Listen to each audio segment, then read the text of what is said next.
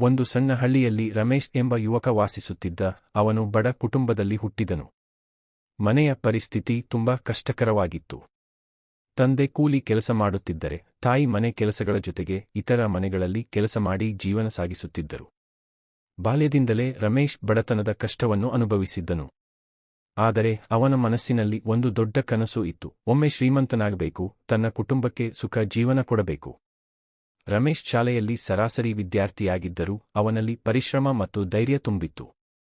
ಕಾಲೇಜಿಗೆ ಹೋಗಲು ಹಣದ ಕೊರತೆ ಎದುರಾದಾಗ ಅವನು ಓದನ್ನು ನಿಲ್ಲಿಸಬೇಕಾಯಿತು. ಆದರೆ ಅದರಿಂದ ಅವನು ಕುಗ್ಗಲಿಲ್ಲ. ಓದು ಮಾತ್ರವೇ ಯಶಸ್ಸಿನ ಮಾರ್ಗವಲ್ಲ ಎಂದು ಆತ ಯೋಚಿಸಿದನು. ಒಂದು ದಿನ ಅವನು ಪಟ್ಟಣಕ್ಕೆ ಹೋಗಿ ಕೆಲಸ ಹುಡುಕಲು ನಿರ್ಧರಿಸಿದನು. ಪಟ್ಟಣದಲ್ಲಿ ಆರಂಭದಲ್ಲಿ ಅವನಿಗೆ ಸಣ್ಣಪುಟ್ಟ ಕೆಲಸಗಳು ಮಾತ್ರ ಸಿಕ್ಕವು. ಹೋಟೆಲ್ನಲ್ಲಿ ಕೆಲಸ, ಗೋದಾಮಿನಲ್ಲಿ ಕೂಲಿ, ಏನೇ ಸಿಕ್ಕಿದರೂ ಮಾಡುತ್ತಿದ್ದ. ಹಣ ಕಡಿಮೆ ಸಿಗುತ್ತಿತ್ತು, ಆದರೆ ಅವನು ಅದನ್ನು ಉಳಿಸಿಕೊಂಡು ಹೊಸ ಅವಕಾಶಗಳ ಬಗ್ಗೆ ಯೋಚಿಸುತ್ತಿದ್ದ. ಒಂದು ದಿನ ಅವನು ರಸ್ತೆಯ ಬದಿಯಲ್ಲಿ ಹಣ್ಣು ಮಾರುತ್ತಿದ್ದ ವೃದ್ಧನನ್ನು ಗಮನಿಸಿದ. ಆ ವೃದ್ಧನು ದಿನವೂ ಸ್ವಲ್ಪ ಹಣ ಗಳಿಸುತ್ತಿದ್ದರೂ ತೃಪ್ತಿಯಿಂದ ಬದುಕುತ್ತಿದ್ದ. ಅದು ರಮೇಶ್ಗೆ ಒಂದು ಆಲೋಚನೆ ನೀಡಿತು.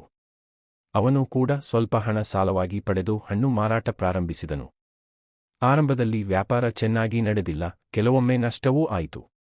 ಆದರೆ ರಮೇಶ್ ಕೈಚೆಲ್ಲಲಿಲ್ಲ. ಅವನು ಗ್ರಾಹಕರಿಗೆ ಉತ್ತಮ ಗುಣಮಟ್ಟದ ಹಣ್ಣು ನೀಡಲು ಪ್ರಯತ್ನಿಸಿದನು. ನಿಧಾನವಾಗಿ ಅವನ ಅಂಗಡಿಗೆ ಜನ ಬರಲು ಶುರು ಮಾಡಿದರು.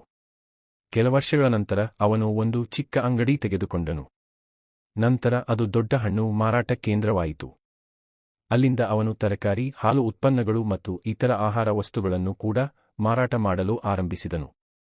ಅವನ ವ್ಯವಹಾರ ದಿನದಿಂದ ದಿನಕ್ಕೆ ಬೆಳೆಯತೊಡಗಿತು. ರಮೇಶ್ ತನ್ನ ಪರಿಶ್ರಮದಿಂದ ಸಂಪತ್ತು ಗಳಿಸಿದನು.